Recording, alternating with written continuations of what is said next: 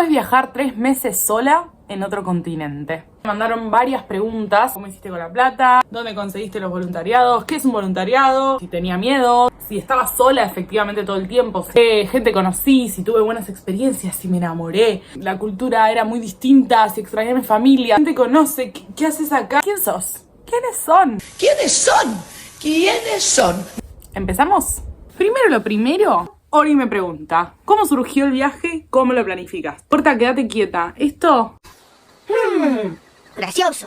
Sí, pero no gracioso de risa. Gracioso de raro. Cuando tenía 14 años, yo quería hacer mi viaje de 15. Decidí hacerlo cuando fuera más grande y sola. Y también fui juntando plata a lo largo de mis años de trabajadora joven en cafetería, niñera, maestra.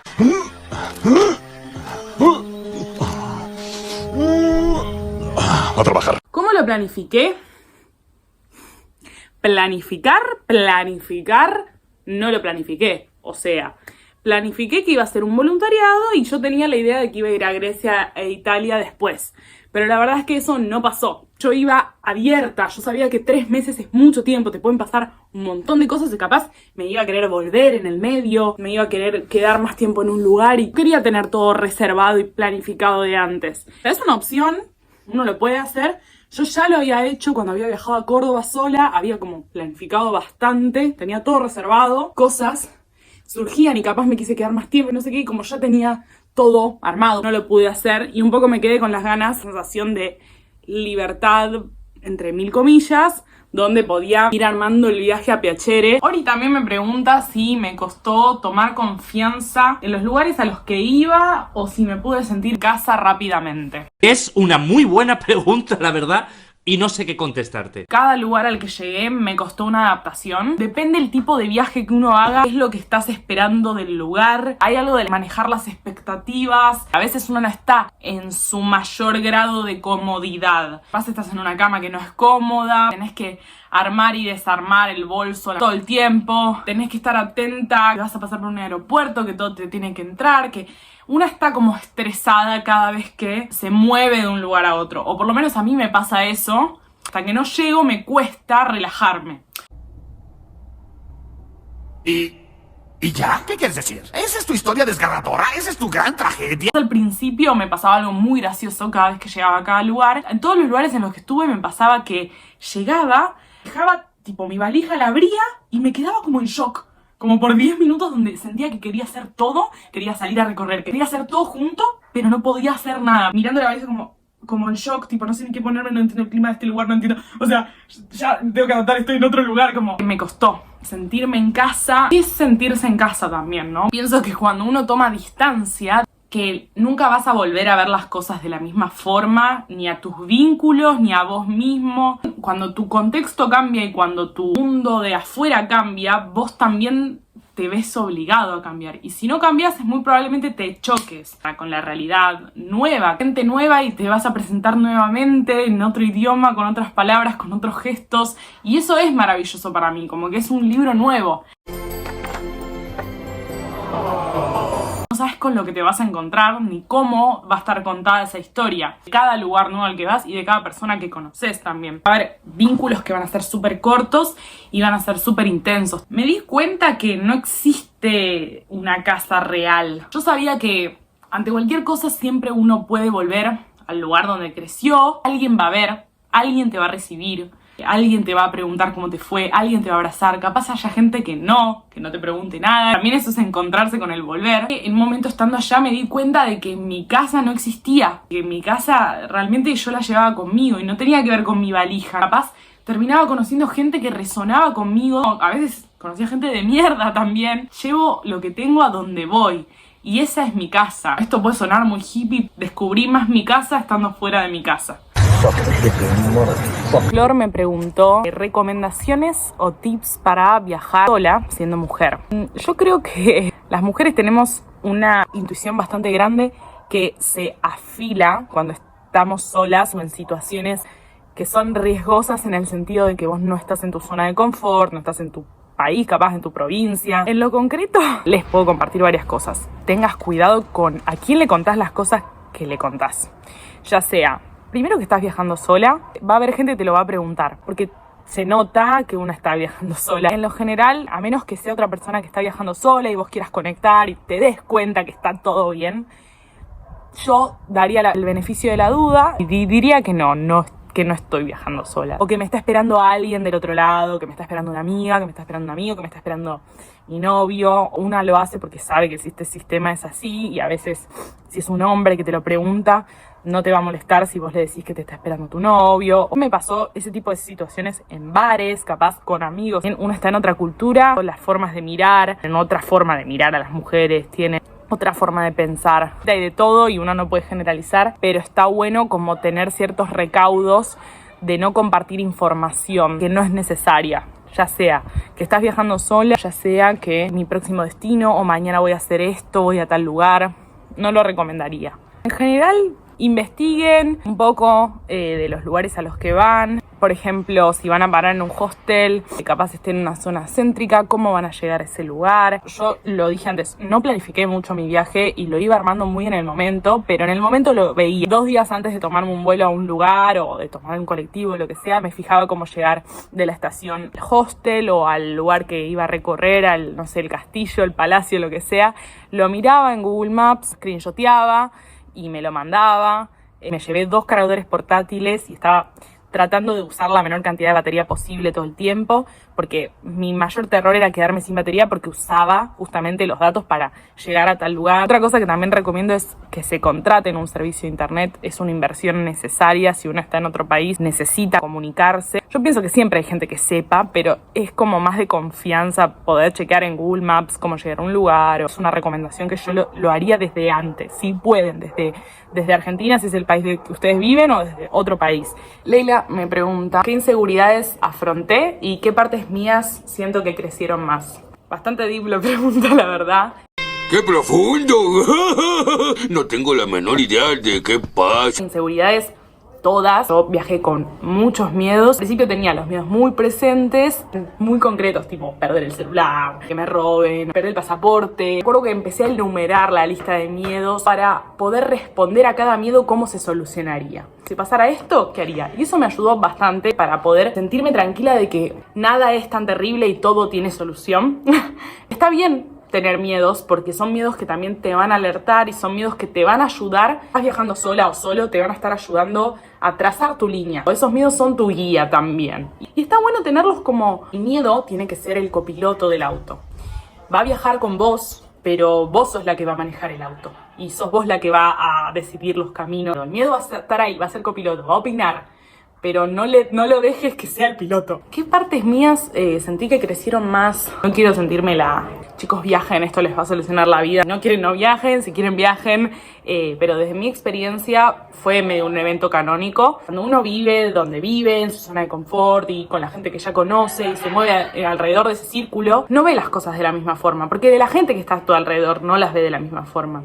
Viajando y en otros lugares, la gente veía cosas en mí que yo no podía valorar estando acá en Argentina. Y eso a mí me cambió mucho el chip. Suena muy New Age, pero no, o sea... No. Bueno, sí. Realmente te das cuenta de que hay gente que emigra. Un año de emigrar o un año de viajar son como 10 años viviendo en el país en el que vos estás, porque uno crece de una forma muy exponencial, hace cosas que capaz nunca harías estando en tu lugar y en tu zona de confort. Creo que el crecimiento tiene que ver mucho con eso, con que yo no emigré, estuve a punto, de hecho, casi emigro a Portugal. Otro día les voy a contar cómo fue esa historia, de apertura de cabeza también. Viene alguien que votó distinto que vos, piensa distinto que vos y capaz ni lo escuchás. Y hay algo para mí que te da el viajar, si es que estás realmente dispuesto a abrirte, porque podés viajar y no hacerlo, estar ahí abierto a ver qué te trae el mundo. A veces uno se termina encontrando más cercano de la gente que más lejano piensa que está. A veces no es así, a veces hay gente con la que no vas a machear, gente que no vas a entender por qué se porta de la forma en que se porta, gente irrespetuosa, que tiene otros códigos también, porque es de otra cultura. Si no salía de donde estaba, jamás lo iba a ver. A mí me cambió tanto esta experiencia que me encantaría que otras personas lo hagan también. Ya sea yéndose a la provincia de al lado, a otro continente, un mes, un año, 2 años, 10 días. La experiencia de viajar solo hay que hacerla, aunque sea una vez en la vida. Ella también me pregunta si extrañaba algo de acá y qué recomendaría para los y las manijas que quieren hacerlo. Hubo momentos que extrañé, sí. Hay como un duelo.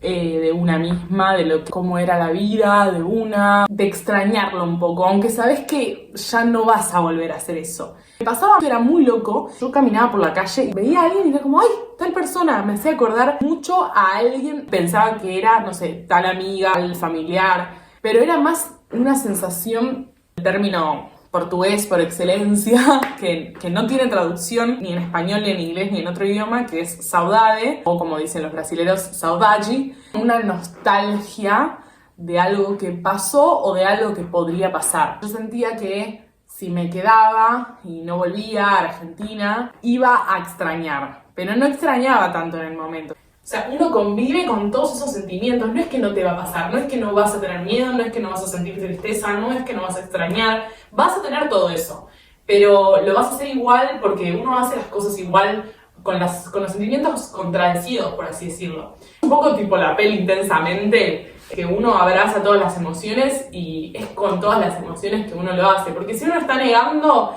lo más probable es que después explote y la vayas a pasar mal. Cami me pregunta qué onda la entrevista en inglés que tuve para el voluntariado en Rumania, que me preguntaron cuál era mi experiencia con el idioma, qué tan básico era. Y esta es una muy buena pregunta. Mi experiencia con el inglés había sido en la escuela pública, pero complementada con clases, hasta los 12 años más o menos.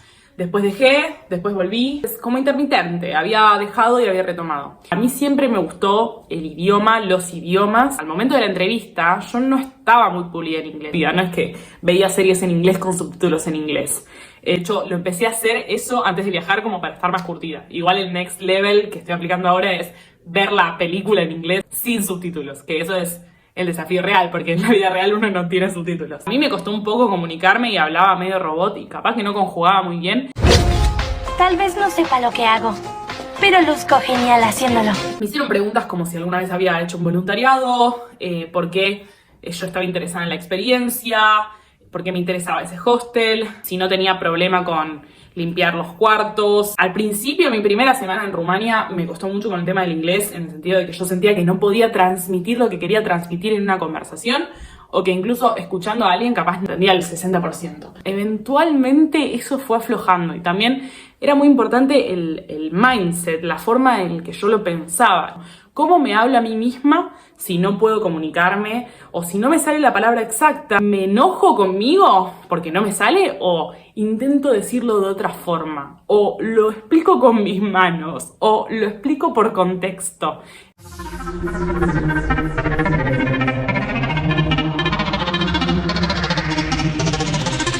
Mi nivel de inglés no era el mejor, era un nivel intermedio. Mejorás un montón cuando te ves obligado a estar ahí. Si escuchabas música en inglés o ibas a la escuela y prestaste atención alguna que otra vez en las clases, vas a casar. Es una herramienta sorpresa que nos ayudará más tarde. Que si tu nivel es muy bajo, muy probablemente asciendas a un intermedio. Y que la pronunciación no es lo más importante, pero es importante porque muchas veces no te van a entender por la pronunciación. Uno se da cuenta del progreso y que al principio es el momento más difícil, siempre. Y que capaz allá estaba más callada de lo que estoy acá, porque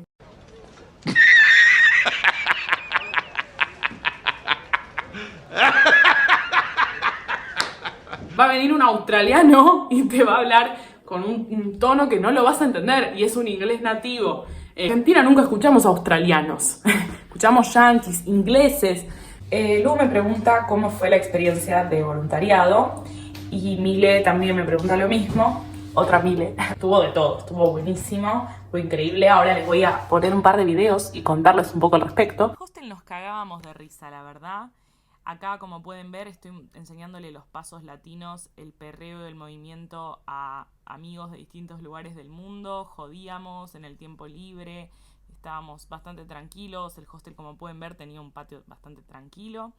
Este era un día libre que salí a un mercado a recorrer con un amor italiano que tuve y después acá estaba discutiendo con uno de mis managers sobre cómo se le dice a la tortilla de papa. Nos cagamos de risa el italiano y yo. Bueno, somos muy parecidos con los italianos, nosotros los argentinos, una cosa muy pasional, como se puede ver, pero nos cagamos de risa. Acá cuando llegó mi gran amiga, la otra voluntaria, Abby, acá bailando, pelotudeando. Bueno, acá en todos estos videos no estoy laburando, pero bueno, cuando estaba laburando no agarraba el celular, o sea, ustedes sabrán entender. Acá salimos de fiesta, acá un poco de yoga. Me gustaba mucho este hostel porque había mats y cosas para usar. Y bueno, acá salimos de joda de nuevo. Acá estoy cocinando, cagándome de risa. La verdad es que estaba bueno el tema de que te dejaban ciertas comidas y vos, o sea, ciertos ingredientes y yo me podía cocinar. La primera vez que me subí un scooter, muchachos, una cosa tenebrosa, pero muy divertida. Y acá canté por primera vez en público, en el open stage del hostel. Fue una experiencia hermosa. Estamos burlando a gente, no vamos a dar nombres porque, viste, después vienen los reclamos, jodiendo. Armando tragos. Acá se me puede ver trabajando. Acá estoy agarrando la pala, chicos. Jodiendo igual, obvio, porque hay que cagarse de risa. El gato del hotel, que era una cosa que dormía conmigo, y bueno. Y la despedida y el llanto. Bueno, gracias por ver el video. Espero que les haya gustado. Les mando un beso grande, grande. ¡Mua!